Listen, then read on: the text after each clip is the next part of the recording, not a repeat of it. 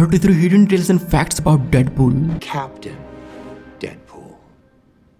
Okay, जो कि शायद ही आपको पता होंगे. No, just Deadpool, yeah. Like आपको पता है कि इस पूरी मूवी में शुरू से लेकर एंड तक वेड विल्सन एके रियान रेनॉल्ड्स ने अपना 30% नूड बिना कपड़ों के ही गुजारा है. डेडपूल ने इस पूरी मूवी में टोटल 23 बार फोर्थ वॉल को ब्रेक किया है एंड 79 टाइम्स एफ वर्ड बोला है. एंड मूवी की शुरुआत में डेडपूल बताता है कि उसे ये मूवी बनाने को कैसे मिली. Whose balls did I have to fondle to get my very own movie? I can't tell you, but it does rhyme with Pulverine. तो आप सभी को ये मजाक लगा होगा, बट एक्चुअल में इस मूवी को बनाने में ह्यू जैकमैन ने एक बहुत ही मेजर रोल प्ले किया था. और मूवी में डेडपूल कहते रहता है कि कैसे स्टूडियो के पास कुछ चीजें अफोर्ड करने के लिए पैसे नहीं थे. The big house. It's funny that I only ever see two of you. It's almost like the studio couldn't afford another X-Men. And actual में फोक्स स्टूडियो ने डेडपूल मूवी को बनाते वक्त इसके बजट से $7 मिलियन कट कर दिए थे, जिसकी वजह से इसका बजट सिर्फ $58 मिलियन ही रह गया था. जिसके बाद इस मूवी के कई रीराइट्स एंड सीजीआई कॉस्ट के चलते कई एक्शन सीन्स को कट करना पड़ा था, जिनमें वन ऑफ द ये फाइनल सीन था जब डेडपूल अपने वेपन्स को दोपिंदर की कार में भूल जाता है, जो कि ओरिजिनली बहुत ही तगड़ा एक्शन सीक्वेंस होने वाला था, बट बजट के चलते इसे मूवी से बहुत ही नेचुरली सिर्फ एक सिंगल डायलॉग के जरिए कट किया गया है. God damn it! I'm gonna do this the old-fashioned way, with 2 swords and maximum effort. Number 4. First time Dopinder की कार में हमें मेरा जूता है जापानी सॉन्ग सुनने को मिलता है, जो कि अपनी क्लासिक इंडियन फिल्म श्री 420 से लिया गया था. एंड डायरेक्टर टिम मिलर ने ये सॉन्ग न्यूजीलैंड के एक पब में सुना था, जिसके बाद ये उन्हें बहुत ही ज्यादा पसंद आया था, जिसकी वजह से ये सॉन्ग हमें डेडपूल मूवी में सुनने को मिला है. एंड दोपिंदर की कार में हमें बंदूक की जो चीखें सुनाई देती हैं,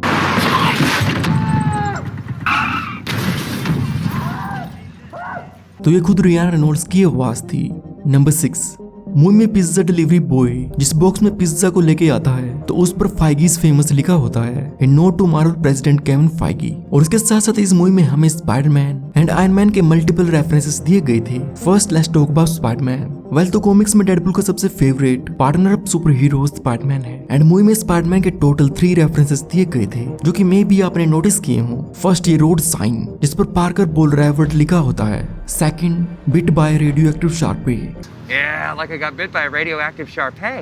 एंड थर्ड, मूवी के एंड में डेडपूल स्पाइडरमैन की आइकॉनिक लाइन को अपने स्टाइल में बोलता है. Till next time, this is your friendly neighborhood pool guy singing. और ऐसे ही पोस्ट क्रेडिट्स में जब डेडपूल ऑडियंस को जाने के लिए कहता है, तो उस टाइम वो सैमुअल जैक्सन को मेंशन करता है. You expecting Sam Jackson show up with an eye patch and a saucy little leather number? Go. जो कि एक्चुअल में रेफरेंस था आयरन मैन 1 मूवी का, जिसके पोस्ट क्रेडिट्स में निक फ्यूरी टोनी को अवेंजर्स का पार्ट बनने के लिए कहता है. बट इस मूवी में आयरन मैन से रिलेटेड ये इकलौता रेफरेंस नहीं था, क्योंकि एंजल डस्ट की super hero landing exact Iron Man के स्टाइल में दिखाई गई है. एंड आल्सो इस सीन में डेडपूल एक्समैन को बॉय बैंड कहकर बुलाता है. Exchange, I said that I would consider joining his boy band. It's not boy band. जो कि सिमिलर टोनी आयरन मैन 2 में अवेंजर्स को भी कहता है. I told you I don't want to join your super secret boy band. Number 9. Vanessa को जब first time दिखाया जाता है, तो उस टाइम उसने अपने कुछ बालों को व्हाइट पेंट किया होता है. एंड टाइम स्किप के बाद भी उसके बड़े बालों में कुछ व्हाइट हेयर्स होते हैं, जो कि नोट था कॉमिक्स को, जिसमें वनेसा के हेयर्स व्हाइट होते हैं. और साथ ही कॉमिक्स में वनेसा एक शेप शिफ्टिंग म्यूटेंट होती है, जो कि कॉपी कैट के नाम से जानी जाती है, बट मूवी में इसे नॉर्मल दिखाया गया है. एंड कॉमिक्स में डेडपूल को हीलिंग पावर्स वोल्वरिन के ब्लड से मिलती हैं, जिसका एक सैंपल वेड के एक्सपेरिमेंटेशन के दौरान उसके खून में डाला जाता है. और ऐसे ही सिमिलर मूवी में भी वेड को जिस सीरम से इंजेक्ट किया जाता है, तो उसमें भी खून की कुछ बूंदे होती हैं, जो कि मे भी वोल्वरिन के ब्लड ड्रॉप्स हो सकते हैं. And during this lab scene Francis Wade का माउथ शट करने की बात करता है. Well, so your pretty mouth shut. Oh, I wouldn't do that if I were you. जो कि रेफरेंस था एक्समैन ओरिजिन्स वोल्वरिन मूवी में दिखाए गए डेडपूल का, जो कि इस कैरेक्टर की one of the worst adaptation थी, जिसका एक टॉय हमें मूवी में भी देखने को मिलता है. नंबर 12. जब डेडपूल फ्रांसिस को मारने वाला होता है, तो उस टाइम क्लोसेस उसे रोकते हुए कहता है कि 4 और 5 मोमेंट्स लगती हैं एक हीरो बनने के लिए. 4 or 5 moments. I'm sorry? 4 or 5 moments. That's all it takes To be a hero. तो आप सभी को लगा होगा कि क्लोसेस इस सीन में डेडपूल को समझाने की कोशिश कर रहा है. हाँ, वो भी था बट एक्चुअल में रेफरेंस भी था रियान रेनॉल्ड्स के सुपर हीरो करियर को, जो कि टोटल 4 या कह सकते हो 5 कॉमिक बुक बेस्ड कैरेक्टर्स को प्ले कर चुके हैं। क्योंकि इससे पहले भी रेनॉल्ड्स ब्लेड ट्रिनिटी मूवी में हैनिबल किंग को, ग्रीन लैंटर्न में हाल जॉर्डन, RIPD में Nick Walker and X Men Origins Wolverine और इस मूवी को मिलाकर ये डेडपूल के 2 डिफरेंट वेरिएशंस को प्ले कर चुके हैं। And one thing I like about this scene कि जब क्लोसेस हीरो बनने की बात करता है तो डेडपूल से ज्यादा डिसअपॉइंटमेंट तो फ्रांसिस को होती है। Be a hero. नंबर 13, जब फ्रांसिस वेनेसा को हेली कैरियर के ऊपर लेके आता है तो उस टाइम उसने वही रेड कोट पहना होता है जिसको वेड ने मूवी के स्टार्टिंग में पहना हुआ था। एंड वेड के चले जाने के बाद वेनेसा ने इसे अपने पास रखा होगा।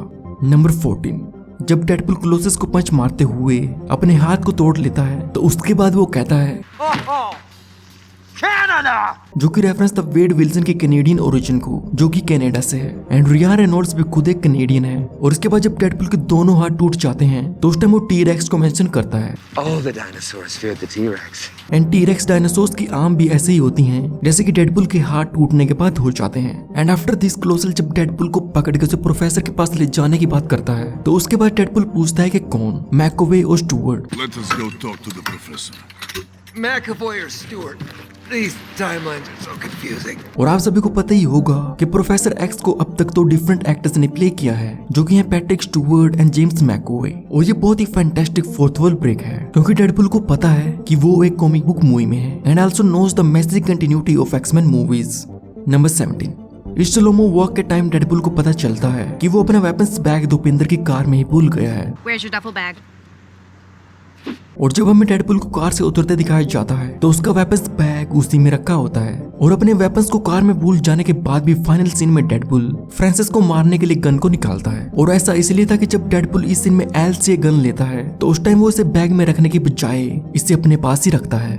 नंबर 19, जब डेडपूल फ्रांसिस के नाम को डेड बॉडीज के साथ लिखता है तो इनमें आई में डेडपूल ने इस बंदे को उल्टा पढ़ाया होता है, जिसके पिछवाड़े को आप सब देख ही सकते हो। और इस एक्ट को मूनी कहा जाता है।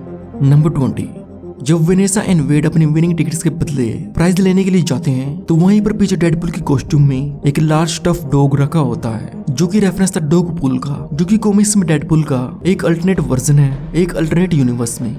नंबर 21, मूवी में जब क्लोसेस की फर्स्ट अपीयरेंस होती है तो उस टाइम वो किचन में होता है। और शायद ही आपने नोटिस किया हो बट ये वही सेम किचन है जिसमें हमें वोल्वरिन एंड आइसमैन को X2 एक्समैन यूनाइटेड में दिखाया जाता है। एंड X2 मूवी में ही क्लोसेस की फर्स्ट लाइव एक्शन अपीयरेंस हुई थी। एंड क्लोसेस इस मूवी में टोटली CGI कैरेक्टर है जिसे टोटल 5 लोगों ने मिलकर प्ले किया था। और ये स्टील का बना होता है और बहुत ही शाइनी भी, तो इसलिए क्लोसेस वाले हर एक सीन में फिल्म मेकर्स रिफ्लेक्शंस पासेस करते थे जिसमें लाइट के एग्जैक्ट लोकेशन का पता लगाया जाता था कि लाइट क्लोसेस की बॉडी पर कैसे और कहां से पड़ेगी। जिस डाटा की मदद से बाद में VFX आर्टिस्ट ने क्लोसेस की बॉडी पर डिफरेंट एनवायरनमेंट्स के हिसाब से डिफरेंट लाइटिंग कंडीशंस को दिखाया है।